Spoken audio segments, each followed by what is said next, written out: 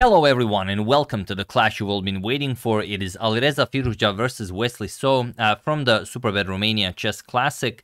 The two of them do have a bit of a history regarding the previous candidates tournament. If you guys remember, it was Wesley who was supposed to be granted one of the spots in the FIDE candidates tournament as he was the highest rated player, but Wesley is a family man. He decided to spend Christmas with his family, whereas Alireza decided to do some light farming on the side, and he overtook Wesley as the highest rated player in the world that can be granted the spot in the candidates tournament, and thus he was granted the spot. So that's pretty much what happened, and it will be interesting for the for the remainder of eternity to see all of the games that two of them played, as there's always talk, it was supposed to be Wesley who was playing the candidates. No, it was good for Alireza to play, as there's been a lot of talk about that. So let's check it out. A wonderful classical game between the two of them. Alireza with the white pieces opens with pawn to d4. We have knight to f6, pawn to c4, pawn to e6, and knight to c3. Alireza invites Wesley to go for the Nimzo, and he does. Bishop to b4. The Nimzo-Indian defense is on the board. We have pawn to a3, and the bishop captures on c3. B captures, and now pawn to c5 is the main move here. We have pawn to b6, preparing to develop the light square bishop, pawn to f3, the Saemisch variation, and now knight to c6. We have pawn to e4, and the position is a fairly known one. Magnus Carlsen had it against Levon Aronian, Salih Salim had it against Ding Liren, Jordan Pamphores had it against against Danish Giri, and Wei Yi had it against Dominguez Perez.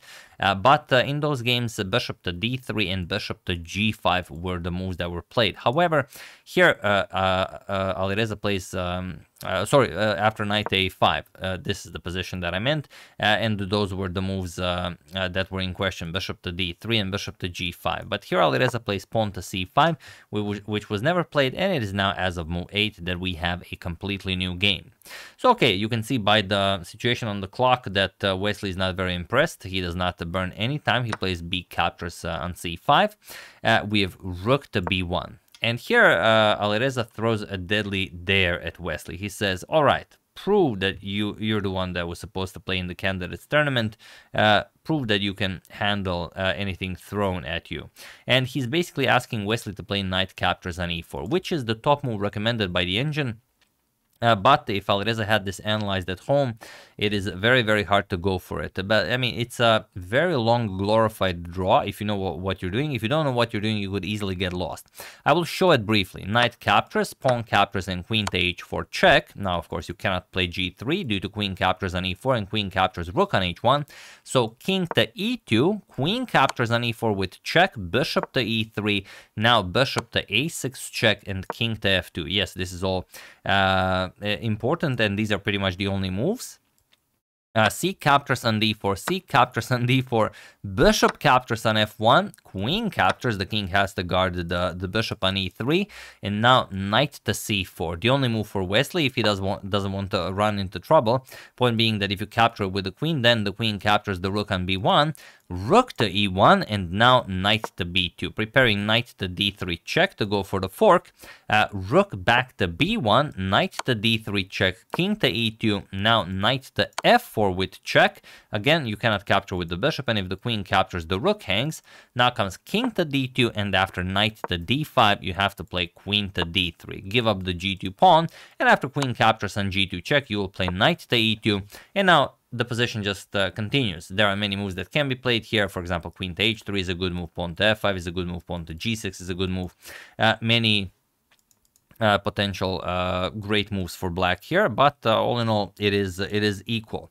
So Wesley could go for this, but it's not, if Alireza allows it and he played it, I mean, he didn't burn any time here, you know that you are running into preparation. So Wesley decided to go for not the main idea. He played C captures on d4, C captures, and just pawn to c5. And Alireza could advance the pawn, but it's not that great as this is a free pawn. So Alireza captures the free pawn, and Wesley just castles here. He ruined Alireza's huge pawn center.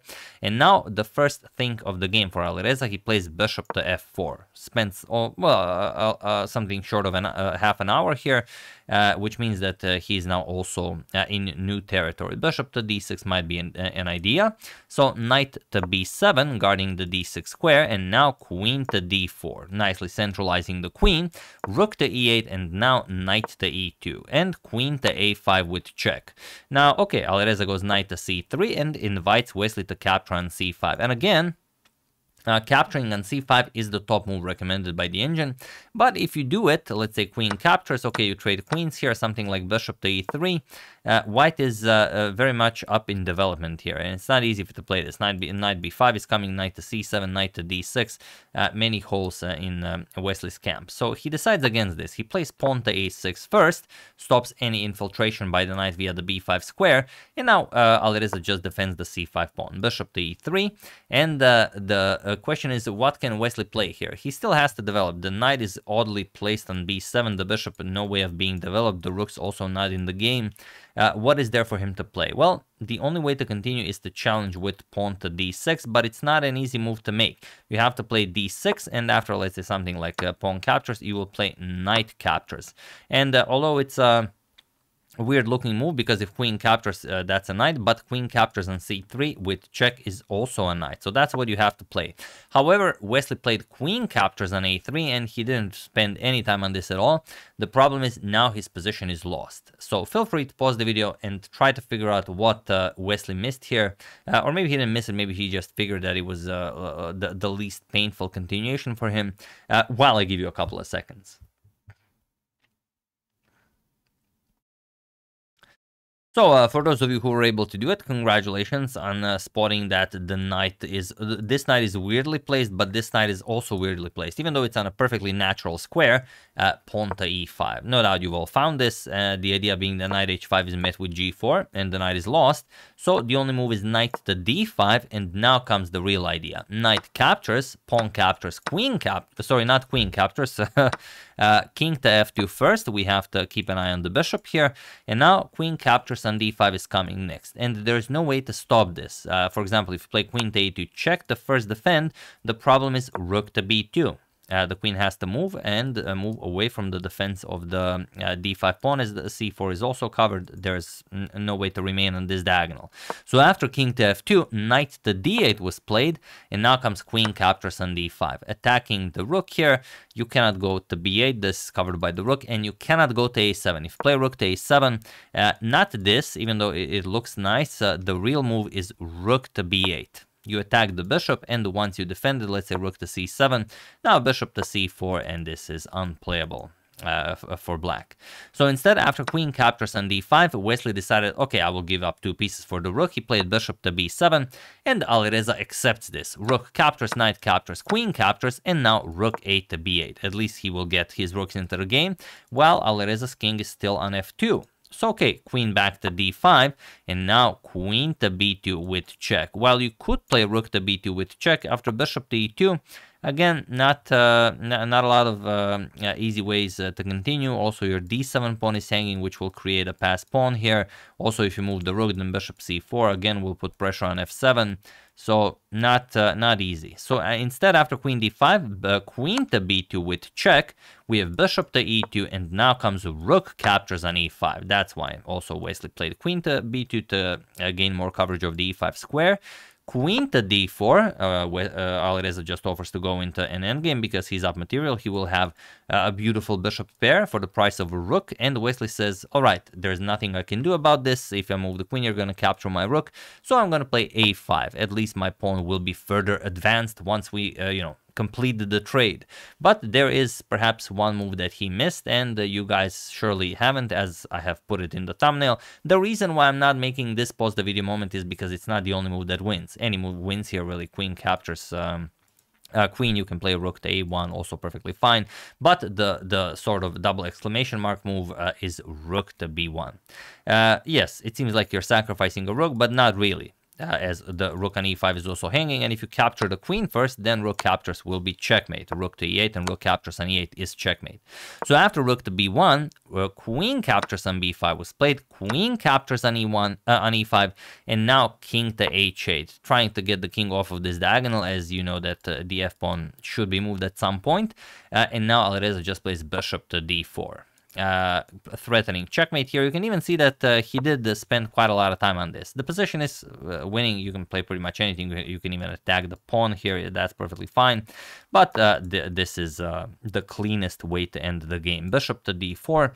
Wesley plays pawn to f6, and now just queen to d6, going after the d7 pawn, and it doesn't matter what Wesley plays here, it's dead lost. He played queen to b7 to guard the d7 pawn, but Alireza just played bishop captures on f6. And of course the bishop cannot be captured. If you capture the bishop, it's just going to be a very, very painful checkmate. Pawn to d5 seems like it's defending, but there is this very cool move in chess called the en passant. Captures with check, and that's it. You give up your queen, and it's going to be checkmate. So after bishop captures on f6, rook to e8 was played by Wesley, I guess hoping to maybe get some rook captures on e2 and maybe something maybe. But Alireza just played bishop to c3, and he was in this position on move 31 that Wesley so resigned the game, as there is nothing more to be done here. Point is that whatever you play, let's say you play a4, as this is your only counterplay, queen h6. And the only way to stop checkmate is to play either rook to g8, which isn't all that great, bishop to d3, and you cannot stop checkmate, or you can advance this pawn, so the queen guards the g7 pawn, but still bishop to d3. The bishop pair is definitely fully operational here. Queen captures on h7 is the next move. Even if you try running away, okay, you can run away, but not for long. If you go to e7, then queen captures on g7, and now if you move, okay, we pick up the queen, and if you go to e6, we can even throw in a nice, awesome checkmate. Bishop to f5 check. King captures and queen to f6 is checkmate, as the pawn assists us along the light squares. So yeah, that's the game. Hope you guys enjoyed it. Brilliant stuff by Alireza, seemingly returning to former glory and perhaps former rating. As you guys know, he is a former 2800 player. We'll see how it goes for him. But yeah, awesome game. And that's the problem here. He outplayed Wesley in the opening. He did invite him after this rook to b1 move to go for knight captures on e4, but Wesley wasn't prepared to go for it, and well, it's hard to say where it was all downhill from for Wesley, but it was obviously a very, very tough game for Wesley to play. So yeah, that's the game. Hope you guys enjoyed it. Brilliant stuff by Alireza. We're gonna check out at least one more game, and then we're gonna discuss the standings. I would like to wish a very happy belated birthday from Vlad to Tudor Snakes, and I would like to thank Benjamin Nerikot, Andy Flint, Uzi Shalev, and James Eugene Cashman for your contribution to my channel. Thank you a lot. I really appreciate it. As usual, you can check 2 of my previous videos here. Thank you all for watching, and I will see you soon, continuing to check up on your wonderful suggestions and whatever else happens in the chess world. So thank you all. I will see you soon, and have an excellent rest of your day.